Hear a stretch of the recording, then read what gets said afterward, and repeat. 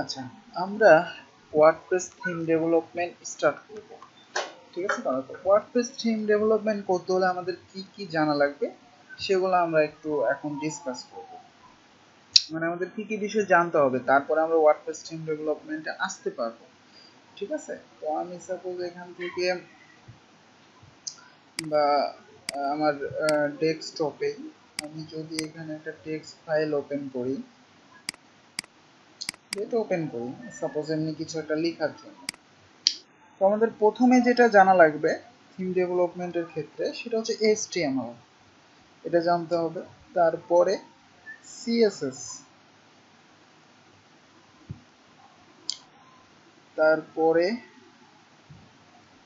JavaScript, 4 নম্বর jQuery। ঠিক আছে, HTML, CSS, JavaScript, jQuery। তারপরে যেটা মোস্ট ইম্পর্টেন্ট সেটা হচ্ছে PHP, সেটা হচ্ছে PHP। তো আমরা সাপোজ এগুলো যদি নাও জানি, তাও আমরা মানে অনেকেই মনে করে যে ওয়ার্ডপ্রেস মনে হয় যে কোডিং ছাড়াই কোড করা যায়। হ্যাঁ, কিন্তু করা যায়, কিন্তু আসলে একটা নির্দিষ্ট টাইম অনুযায়ী করা যায়। যেরকম আপনার যদি কোনো একটা ক্লায়েন্ট একটা কাজ দেয় যে আমার রিকোয়ারমেন্ট অনুযায়ী এই করে দাও, এই করে দাও, তো তখন আপনি যদি এগুলো না পারেন তাহলে কিন্তু করতে পারবেন না। ঠিক আছে, ক্লায়েন্টের কাজগুলো করতে পারবেন, এই জন্য মাস্ট এগুলো জানা লাগবে। তারপরে যেটা লাগবে সেটা হচ্ছে যে MySQL। এটা কেন? কারণ হচ্ছে আমরা যেহেতু পিএইচপি দিয়ে অনেক কিছু কাজ করব, এটা জানতে হবে এই কারণে যে ওয়ার্ডপ্রেসের যে কাজগুলা সেটা আসলে কিভাবে করতেছে। ঠিক আছে, ডাটাবেজে কিভাবে ডাটা ঢোকে, কিভাবে ডাটা ওখান থেকে এডিট হয়, ডিলিট হয়, এগুলো সব কিছুই আমরা ওয়ার্ডপ্রেসের মধ্যেও করতে পারবো, এই জন্য এটা জানা জরুরি। তারপরে আমাদের যেটা জানতে হবে সেটা হচ্ছে ওয়ার্ডপ্রেস বেসিক। আমাদের ওয়ার্ডপ্রেসের বেসিকটা জানা লাগবে, যেমন ড্যাশবোর্ড কোনটা কোথায় কি কাজ করে এগুলো জানা লাগবে। সাপোজ আমরা থিম ডেভেলপমেন্টের সময় যেমন হচ্ছে মেনু বানাবো, কিভাবে বানাইতে হয়, তো ওগুলা দেখার সময় যদি আপনি ওয়ার্ডপ্রেসের বেসিকটাই না জানেন যে মেনু কোথায় সেট করতে হয়, কিভাবে মেনু শো করাইতে হয়, ড্যাশবোর্ড থেকে যেগুলো শো করাইতে হয়, তো এগুলাই যদি না জানেন তাহলে আগেই থিম ডেভেলপমেন্টে গেলে বুঝবেন না। ঠিক আছে, এই জন্যই অবশ্যই কি করতে হবে, ওয়ার্ডপ্রেসের বেসিক গুলো শিখতে হবে। তারপরে ওয়ার্ডপ্রেস প্রিমিয়াম থিম কাস্টমাইজেশন। আপনি যদি প্রিমিয়াম থিম কাস্টমাইজেশন জানেন তাহলে অনেক কিছুই আপনি বুঝতে পারবেন যে ওয়ার্ডপ্রেসের কোনটা কিভাবে করতে হবে। ঠিক আছে, কারণ ওয়ার্ডপ্রেস প্রিমিয়াম থিম কাস্টমাইজেশনের মধ্যে অনেক ফাংশনালিটি দিয়ে করা থাকে, অনেক ফাংশনালিটি অ্যাড করা থাকে, আমরা ওগুলাই শিখবো সব স্টেপ বাই স্টেপ করা কিভাবে করতেছে। এই জন্য আমাদের ওয়ার্ডপ্রেস থিম কাস্টমাইজেশন সম্পর্কেও বেসিক ধারণা লাগবে। তো এইগুলা মোটামুটি জানলে আমরা ওয়ার্ডপ্রেস থিম ডেভেলপমেন্টে আসতে পারবো। ঠিক আছে, তো এখন আমরা ওয়ার্ডপ্রেস থিম ডেভেলপমেন্ট শিখবো, আমাদের সবই স্টেপ বাই স্টেপ এগুলা করানো হয়েছে। ঠিক আছে, তো এখন আমরা যেটা করব সেটা হচ্ছে ওয়ার্ডপ্রেস থিম ডেভেলপমেন্ট, এটা করব। আচ্ছা, তো আমরা নেক্সট ভিডিও থেকে শুরু করব। আমরা বেসিকেই দেখেছি যে কোথায় ওয়ার্ডপ্রেসটা ডাউনলোড করতে পারবো এবং কিভাবে ওয়ার্ডপ্রেসটা ইনস্টল করতে পারবো। তো আমরা ওয়ার্ডপ্রেস .org এর মধ্যে যাব, এটা হচ্ছে ওয়ার্ডপ্রেসের অফিসিয়াল ওয়েবসাইট জানি। তারপরে এখান থেকে ডাউনলোড ওয়ার্ডপ্রেস। ওকে, তো এখানে লেটেস্ট যে ভার্সনটা সেটা এখান থেকে ডাউনলোড করতে পারবেন। এখন আপনারা চাইলে পুরাতন ভার্সনেও কাজ করতে পারবেন, কিছু কিছু ক্ষেত্রে যেরকম প্রিমিয়াম থিম ডেভেলপমেন্টের ক্ষেত্রে আমাদের পুরাতন কিছু ভার্সনেও কাজ করতে হয়। ঠিক আছে, পুরোনো ভার্সনে কাজ করতে হয়। তো এই জন্য যে এখানে রিলিজ আর্কাইভ নামের একটা অপশন আছে, এখানে গেলে দেখতে পাবেন যে কতগুলা ভার্সন আছে। দেখেন পুরাতন যতগুলা ভার্সন আছে এখানে সবগুলাই যেখানে জিপ ফাইলে ক্লিক করলে ডাউনলোড পেয়ে যাবেন, ঠিক আছে এখান থেকে। তো আমরা এখন যেহেতু নিউ থিম ডেভেলপমেন্ট শিখতেছি, আমরা লেটেস্ট ভার্সনে কাজ করব। তো আমরা এই ভার্সনটা ডাউনলোড করব। তো অলরেডি আমার এটা ডাউনলোড করা আছে এই ভার্সনটা। তো আমরা এটাকে সেট আপ দিব। তো এই ভার্সনটা আমার ডকুমেন্টের মধ্যে আছে, ঠিক আছে। আচ্ছা এই আমার কাছে 8.1 আছে, হ্যাঁ। আর এখন কত ভার্সন চলতেছে লেটেস্ট? 4.8.2। সুতরাং আমরা এটা ডাউনলোড দিই, যেহেতু আমাদের কাছে পুরাতনটাই আছে, হ্যাঁ। ডকুমেন্টের মধ্যে আমি এটা ডাউনলোড করলাম। আচ্ছা, তো একটু সময় নেবে ডাউনলোড হোক। তারপরে আমরা যেটা এর মধ্যে করে ফেলবো সেটা হচ্ছে আমাদের কি লাগবে, আমাদের একটা ডাটাবেজ লাগবে। এই জন্য অবশ্যই দেখবেন যে জ্যাম সার্ভারটা আপনার অন আছে কিনা, হ্যাঁ। জ্যাম সার্ভারটা অন করে নেবেন। তারপরে এখানে লিখবেন local host PSP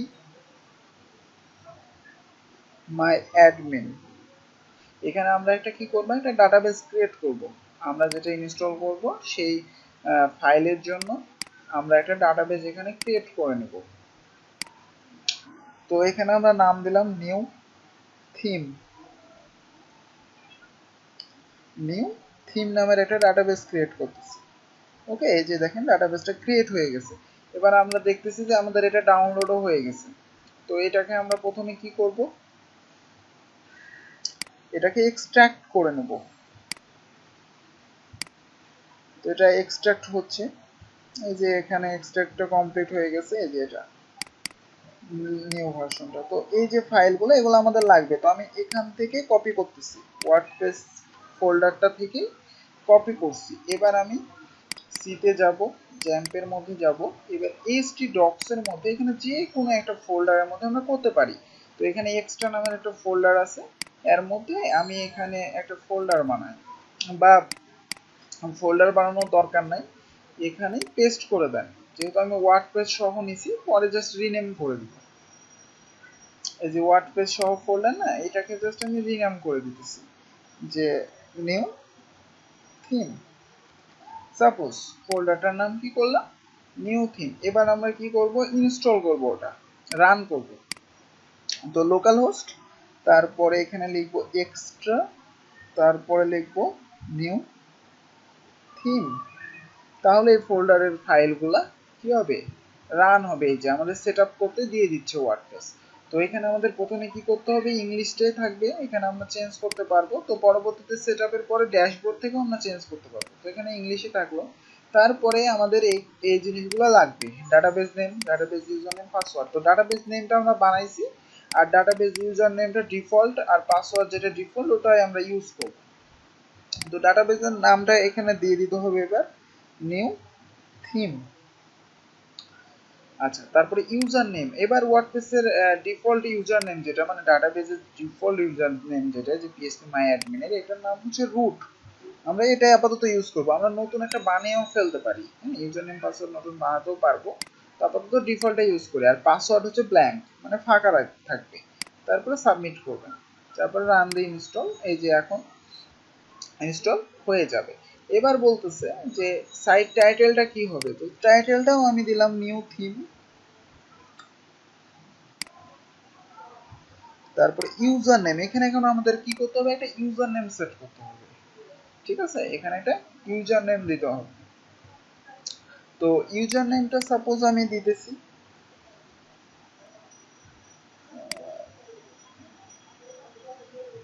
suppose user নেমটাও আমি দিলাম নিউ থিম। আর পাসওয়ার্ডটাও আমি একই দিই মনে থাকার জন্য, হ্যাঁ, যেন আমরা পরে না ভুলে যাই, নিউ থিম।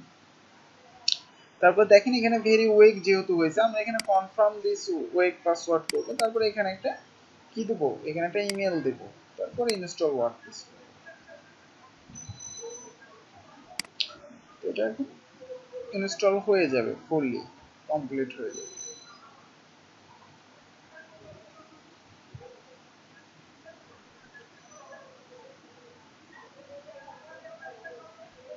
এই যে আমাদের ইনস্টল হয়ে গেছে। এবার আমরা লগ ইন করবো।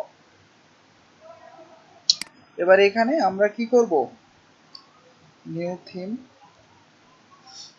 লিখে লগ ইন করবো, ইউজার নেম পাসওয়ার্ডটা লিখে লগ ইন করবো। তো এখানে রিমেম্বার মি দিই, তাহলে এটা সেভ হয়ে থাকবে।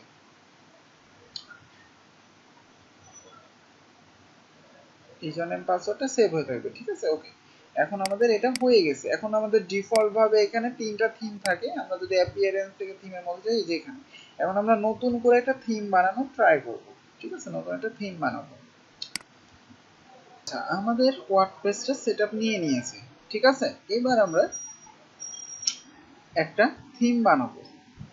তো থিম বানানোর জন্য আমাদের যেটা করতে হবে, আমাদের থিম ডিরেক্টরিতে যাইতে হবে। যেরকম আমরা কোথায় ইনস্টলটা করছি, যে নিউ থিমের মধ্যে, তাই না। এর মধ্যে ডব্লিউপি কন্টেন্ট, তার মধ্যে দেখেন দুইটা ফোল্ডার পাবেন, প্লাগইন আর থিমস। তো আমরা এখন কি বানাবো, থিমস। এই জন্য থিমস এর মধ্যে যাব। এখানে দেখেন তিনটা থিম আছে, 2015, 17, 16। এই তিনটা থিমই ডিফল্ট ভাবে আমাদের ওয়ার্ডপ্রেসে থাকে, এই যে তিনটা, ঠিক আছে, 17, 15, 16। তো এখন আমরা নতুন একটা থিম বানানোর জন্য এইখানে যদি নতুনভাবে একটা ফোল্ডার ক্রিয়েট করি, ফোল্ডার মনে করেন একটা ফোল্ডারের যে কোনো একটা নাম দিলেন, ঠিক আছে। আমরা যেহেতু সবগুলাতে নিউ থিম দিতেছি, তো এটার নামও আমি নিউ থিম দিলাম। এখানে ফোল্ডারের নাম মানে প্রবলেম করবে না, নিউ থিম, ঠিক আছে। আচ্ছা, তো নিউ থিমটা যখন আমি এখানে একটা ফোল্ডার বানাইলাম, এবার একটু যখন আমি এইখানে, এবার দেখেন এখানে কিন্তু কোনো ইরর নাই আছে, মানে এই থিমের অপশনে কিন্তু ইরর নাই। এবার যখন আমি আবার একটা রিলোড দিব, একটু নিচে আসেন, দেখেন ব্রোকেন থিম এখানে বলতেছে the following theme are install but incomplete. কি বলতেছে, ইনকমপ্লিট, মানে আমি এটা জাস্ট ফোল্ডার বানাইছি, ওইটাকে সে ধরে নিতেছে, ঠিক আছে। যে বলতেছে যে এখনো সেটা থিম হয় নাই। তো এখানে যেটা বলছে নিউ থিমের ডিসক্রিপশন বলতেছে স্টাইল শিট ইজ মিসিং। দেখেন কি বলতেছে, স্টাইল শিট ইজ মিসিং, মানে আমাদের মাস্ট এই যে এই ফোল্ডারটার মধ্যে থিম বানানোর জন্য যে ফাইলটা লাগবে, স্টাইল শিট মানে হচ্ছে সিএসএস ফাইল, style.css, ঠিক আছে। এটা লাগবেই মাস্ট। তো এটার জন্য আমাদের এখানে কি করতে হবে, একটা style.css নামের একটা টেক্সট ফাইল আমরা ক্রিয়েট করলাম, একটা ফাইল ক্রিয়েট করলাম style.css। আচ্ছা, এটা ক্রিয়েট করলাম। এবার আবার যদি আমি এখানে রিলোড দিই, বা দেখেন তো কোনো ইরর আসে কিনা। এবার একটু নিচে আসেন, এবার দেখেন তাও ইরর আছে, কিন্তু এখানে একটু চেঞ্জ হয়ে গেছে। দেখেন ডিসক্রিপশন বলতেছে টেমপ্লেট ইজ মিসিং, বলতেছে কি, দেখেন বলতেছে এখানে ইন্ডেক্স ডট পিএসপি নামের একটা ফাইল লাগবে। কি বলতেছে, ইন্ডেক্স ডট পিএসপি নামের একটা ফাইল লাগবে। স্টাইল ডট সিএসএস করছি, কিন্তু এটাও আমরা কমপ্লিট করি নাই এখনো, ঠিক আছে। আবার এখানে ইন্ডেক্স ডট পিএসপি নামের একটা ফাইল লাগবে, মানে টেমপ্লেট ইজ মিসিং, এটাই হচ্ছে ইন্ডেক্স ডট পিএসপি। আচ্ছা, তো এখানে যদি আমরা এবার ইন্ডেক্স ডট পিএসপি নামের একটা ফাইল তৈরি করি, ইন্ডেক্স ডট পিএসপি, ঠিক আছে, দুইটা তৈরি করলাম। এবার আবার এখানে একটা রিলোড দেন।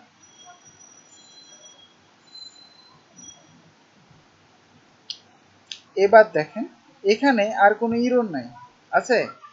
এইখানে দেখেন একটা থিমের ফোল্ডার চলে আসছে, এবং দেখেন এখানে কি দিছে, নিউ থিম। এই নিউ থিমটা কোথা থেকে পাচ্ছে, এই নিউ থিমটা ওই ফোল্ডারের নাম থেকে পাচ্ছে।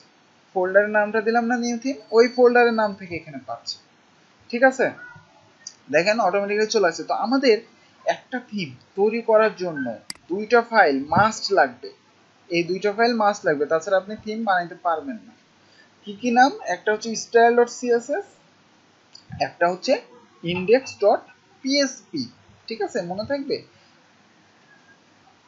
আচ্ছা, এইবার আমরা যেটা দেখবো সেটা হচ্ছে যে এই যে থিমগুলা দেখেন একটা ইমেজ শো করতেছে না এই থিমগুলোতে, কিন্তু আমাদের এখানে কি কোনো ইমেজ শো করতেছে, এটা ব্ল্যাঙ্ক সাদা হয়ে আছে, মানে এখানে কিছু নাই, তাই না। কিন্তু এগুলোতে ইমেজ সেট করা আছে। তো আমরা এখানে ইমেজ কিভাবে সেট করতে পারি, এখানে ইমেজ কিভাবে সেট করতে পারে। তো এটার জন্য যেটা করবেন, এখানে আমাদের একটা ফাইল লাগবে, নাম হচ্ছে screenshot.png। ঠিক আছে, এটাই হতে হবে। যেরকম আমি যদি অন্য একটা থিমের মধ্যে যাই, দেখেন কতগুলো ফাইল, এর মধ্যে যে screenshot.png দেখতেছেন, screenshot.png নামের একটা ফাইল আছে। এই নামের ভিতর মানে যে ইমেজের নাম এটা দিবেন, অটোমেটিক্যালি সেটা ওখানে শো করবে। তো আমরা এখানে এটার জন্য একটা নতুন একটা মানে ইমেজ নিব, দিয়ে নামটা জাস্ট দিব screenshot.png, তাহলেই হবে। তো আমি এখান থেকে সাপোজ পেন্টে যাচ্ছি। এবার এটা পেন্টে বের করার আগে একটু লক্ষ্য করেন যে ওনারা অন্য একটা থিমের এইটার মানে সাইজ তারা কত দিছে, এখানে হচ্ছে যে পেন্টের মধ্যে এটা ওপেন করেন, এই যে এটা 2015 এর, হ্যাঁ, এখান থেকে রিসাইজে যাবেন, দেখতে পাবেন যে 1200x900, দেখতেছেন 1200x900 সাইজ লাগবে আমাদের। তো আমরা যে পেনটা ওপেন করছি এইটার রিসাইজ আমরা কত করব, এখানে 1200x900, ঠিক আছে। এবার ওকেতে ক্লিক করবেন, এই যে ঠিক আছে, একটা 1200x900 দিয়ে দিয়েছে।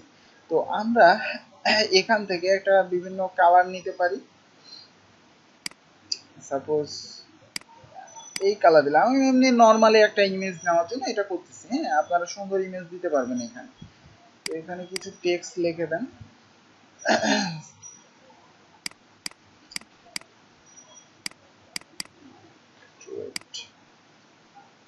আচ্ছা, তো আমরা বিভিন্ন কালার দিতে পারি। তো আমরা কালার না দিয়ে এখানে জাস্ট টেক্সট সিলেক্ট করে আমরা এই 1200x900 মধ্যে জাস্ট এখানে একটা নাম দিই, ফার্স্ট থিম। ওকে, এটা নাম দিলাম জাস্ট। এটা আরো বড় করতে পারবেন, প্রবলেম করতেছে। আচ্ছা আচ্ছা, ফার্স্ট থিম দিলেন, দেওয়ার পরে এটা সাপোজ মিডিলেই থাকলো, সাপোজ এতটুকুনি থাকুক, হ্যাঁ, সাদা ব্যাকগ্রাউন্ড, এটা জাস্ট ইমেজ দেওয়ার জন্য আমি দেখাচ্ছি ফার্স্ট থিম। তো এটাকে এবার সেভ করেন, সেভ অ্যাজ।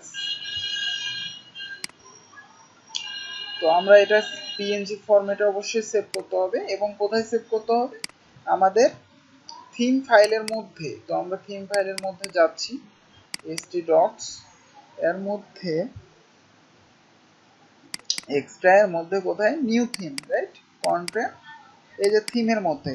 এবার এই যে নিউ থিম এর মধ্যে আমরা এটা পেস্ট করব। এবার এখানে কি নাম দিতে হবে, মাস্ট এই নামটা কিন্তু লাগবে, স্ক্রিন শট, ঠিক আছে, এই নামটাই লাগবে, এই নামটা চেঞ্জ করা যাবে না, তাহলে শো করবে না। screenshot.png, এবার সেভ করা, সেভ করছি না।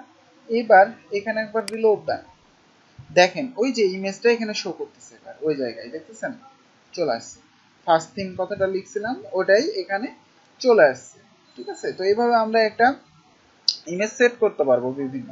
আমরা যখন একটা টেমপ্লেট নিয়ে কাজ করব, তখন আমরা টেমপ্লেটের একটা স্ক্রিনশট নিয়ে এখানে দিয়ে দিতে পারবো, সেট করতে পারবো, ঠিক আছে। আপাতত বেসিক আমি দেখাচ্ছি।